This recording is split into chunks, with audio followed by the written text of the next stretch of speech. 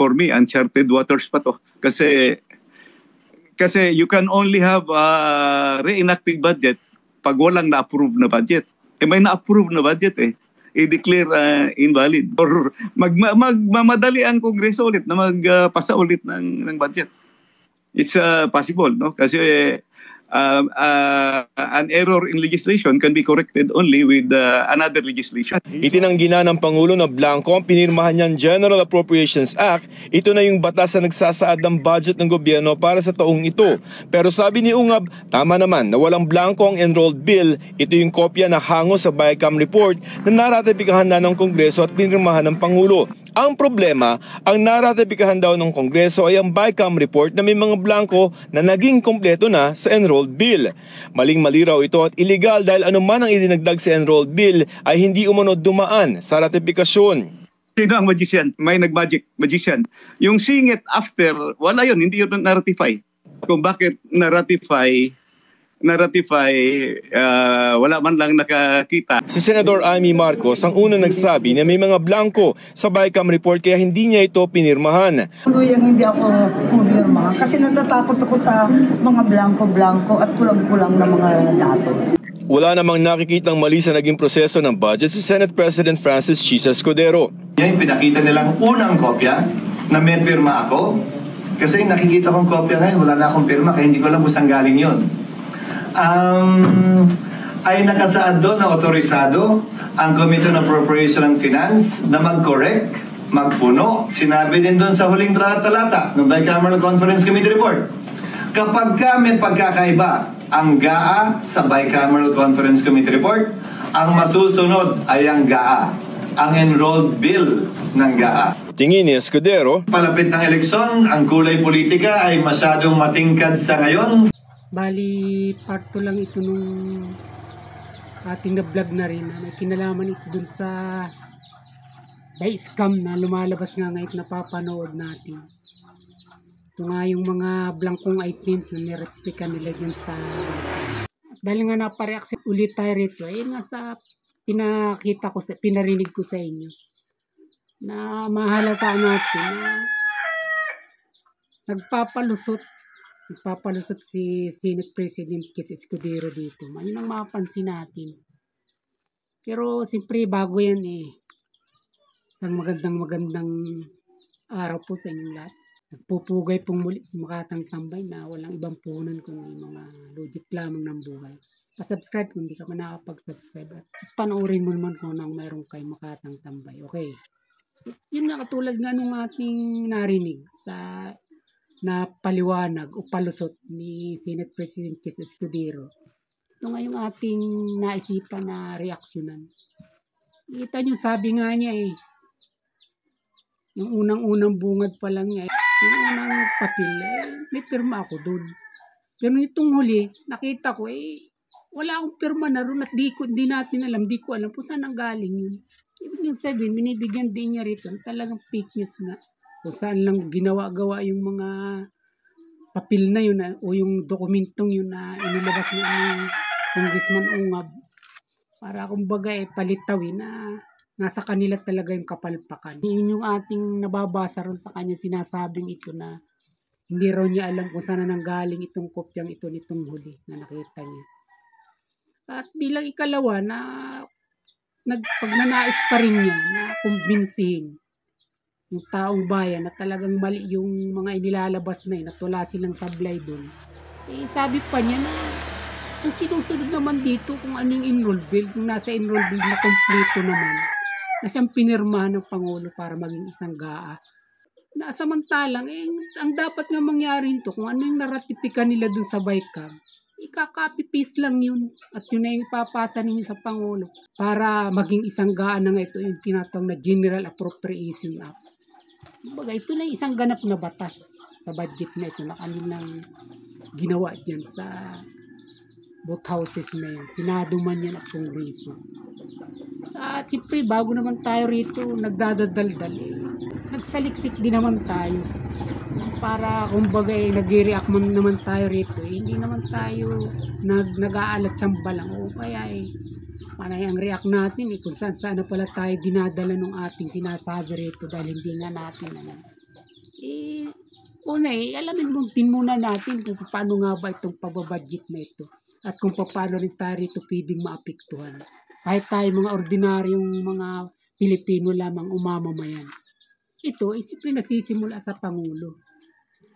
Kasama ang Department of Management natin, sila nga dyan ang tumatalakay at inaalam yung mga kaukulang gastusin ng bawat ahensya para nga paghandaan sa darating na taon. At pagkatapos nito, kung alimay makumpleto nila, yun na nga yung mga kahihilingin ng mga budget ng Pangulo, ipapasa na ito sa Kongreso para doon naman ito iproseso. At siyempre, sila talagang nasa batas na talagang gagawa nito. Sila ang mga magpo-permit ng mga tungkol dyan sa mga ganitong mga budget. Dito, naging patas naman sila. Maliwanag naman yung mga public hearing na sinasagawa nila na o yung mga budget hearing na ginagawa nila na napapanood naman natin. Pagkatapos nito, ganun din ililipat naman ito sa Senado at doon naman ganun din proseso ang gagawin nila. Ay naanyayahan yung mga chairman ng ahensya at pagkatapos tinatanong ito kung saan mga ginastos yung mga nakaraang budget, yung nakaraang taon. At kung ano naman yung pangailangan ngayon at kung bakit ito kanilang hinihiling. Ganun din ang proseso nila. Tapos nito, magdadaos na sila ng BICAM upang doon pagsalubungin nila yung mga lumitaw doon sa kanilang mga pag-iimbestiga. At sa BICAM ang ito, doon na nila ito pagkakasunduan. At doon na nga ito niraratify. At ito may mga tig-10 itong delegado, 10 sa Kongreso at 10 sa Senado. At pagkatapos nito, yun na, magiging pipirma na ito ng dalawang leader ng House na ito na si Speaker Martin Romualdez at sa Senado naman si Senate President Chris Escudero. Kasama na yung kanilang mga Finance Committee. At ito si Grace Pin tumatay dito sa Senado at sa Kongreso naman ay si Saldico bilang Appropriation Committee Chairman. At ang nagiging sistema nga rito, nung ito ay narito na sa enroll bill, ipiprint na ito sa enroll bill. Ang ibig sabihin, nakapila na para mapirmahan ng Pangulo. Doon na ito nagkaroon ng mga ganitong hukos-pokos. At maliwanag naman yun, kaya nga tigas naman na pagtanggi ng Malacanang na wala silang kinalaman dito kung ano yung blankong yun. Which is na ito nga yung mga hinahabol at nirereklamo dahil dapat ang susundin mo yung niratipika ninyo doon sa BICAM na pinagkasunduan ninyo ng mga delegado na nag-usap-usap tungkol dyan. Kung ito'y pupunaan mo na kayo lang o narito na sa enroll bill, labag na ito. Kaya nga ito hinahabol nila. Kaya ito nirereklamo nila dahil nga doon marami ng pagbabago yung nakita rin nila. Katulad na lang halimbawa sa DA. Nakita nila blanco. Tapos nung naroon napagkalaki-laki na. Yung halimbawa sa NIA, yung National Irrigation Administration. Ang hinilang ng Pangulo rito 24 billion. Blanco ito pero nung naroon na sa enroll bill, kompleto na nga ito na ipinasa na nga sa Malacanang para pirmahan at isa ng para maging ganap ng GAA. Naging 54 billion na ang nakalagay. Kaya pala nila binablanko at pagkatapos sila na lang yung magpipil in the blank kung magkano gusto nilang ilagay. Ito yung mga hinahabol dito. Kaya sa akin, itong mga palusot ni Senate President Escudero ay napakababaw lamang. Kung sasabihin niya na ang mahalaga riyan, susundin kung ano yung nanon sa enroll bill. At kung ano naman yung nanon, kompleto naman na i-submit sa Pangulo. Sabi niya, pala mahalaga yung enrollment. Bakit pa sila nagbabaykan? Yun naman pala yung dapat sundin kung ano yung nakalagay doon. Yun yung mga palusot niya. Hindi pa.